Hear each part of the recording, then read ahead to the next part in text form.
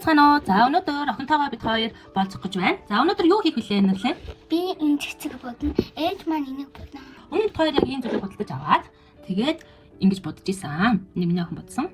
За энэ удаадаа ээж охин хоёр хамтдаа боднаа. За би л миний охин. Би л. За хэлцгээе. За хоёулаа өмнө нь ярилцсан гэж байгаад байсан. Нөхөрлийн тухай ярилцуул яаж вэ? Миний охин зөв нь хитэн татны найзууд байгаа. Алуу. Миний охин тэр найзуудтайгаа юу хийх дуртай байдаг вэ? Заримдаа ярин, заримдаа хөөцөлтөж тоглох дуртай. Ихэнхдээ сургуулиуд харж чаддаг. Юуны тухай ярилцдаг таад? Зүгээр л харин. Миний охин найзуудтай ямар нэгэн зүйл суралцдаг уу? Жишээлбэл одоо ингүүл бас зөв юм биш үү гэж бодож ирсэн зүйл байгаа юу? Юунд жишээлбэл тэгжсэн бэ? Бас хинээс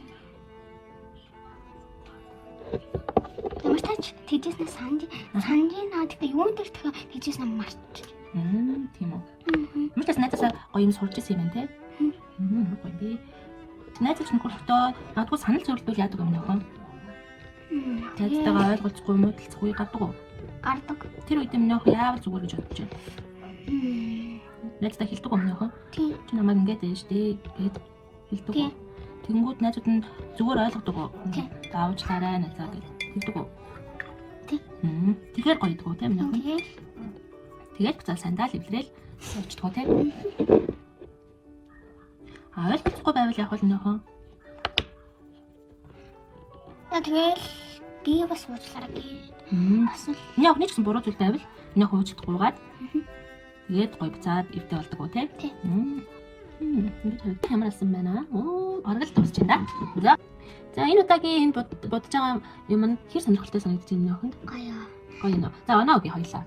1-5 хүртэлх оноогоор үнэлвэл хэр гоё сонирхолтой байна? 5. Хойлоо яанда энийг нь өөрөөсөө хийдэг бол гоё юу? тийм. Гоё тий. Амар гоё хийж дараа бодож. Тийм. Жишээлбэл чи өөрөө хийж чаддаг байсан бол юуны дүрс хийх байсан бэ? Би цэцэг хийн. Би эврэхий бас юм. Эврэхий яа. Ээж нь хийх байвал байшин хийх байсан юм аа. Нэг ойн донд жижигхэн байшин хийх байсан юм бол жоохон томхон шиг би тэрийгээ бодаад тэр нь шүү дээ ингээд нэгддэг. Байшин хаалган нэгддэг. Өмнөх бүх нүг шиг юм байна. Тийм юм шүү. Гэтэ яг нэг ойн дундах хөргөн идэвхтэй жижигхэн байшин байдаг шүү дээ. Тийм байшин. Хөө ээжний санаа төрлөө. Гой санаа. Тэрний үеийг хоёул дараагийн удаа энэ юугаа хийхтэй гой болзооныхон цаг дээр баримлын шавраар тэмхүр хойн дундах жижигхэн байшин хийвэл ямар вэ? Гоё.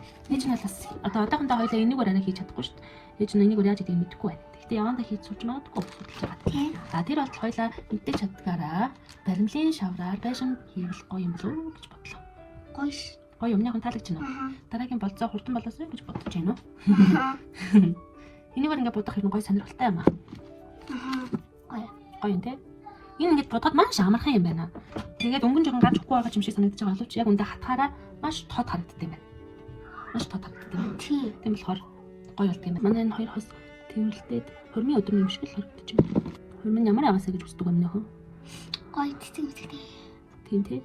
Ээж нь хормоо ихтэй бүр ямар баяртай байсан гэж бодож байна. Тийм бүр амар баяртай. Тийм. Үнэхээр баярлаад хөлөөч мэдрэхгүйсэн гэж боддоо бүр ингээд салганаад амар баярлсан гэсэн үг л дээ. Хамгийн гол нь хурны хамгийн гоё зүйл нь юу гэж бодож байна нөхөн.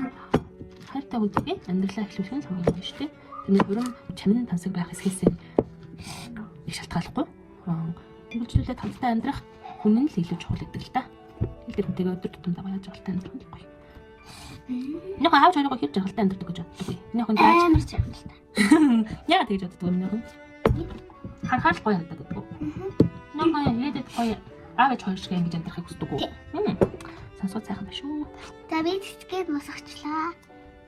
Ингэж харагдаж байна.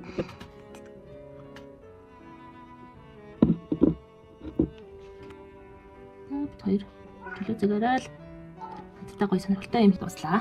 Бид хоёрын хийсэн зүйлс ингэ бэлэн боллоо. Одоо ингэ хатаад бүр илүү гоё тод харагдах байх. За ингээд бидний хийсэн зүйлсийг үзсэн та бүхэндээ баярлалаа. Баярлалаа.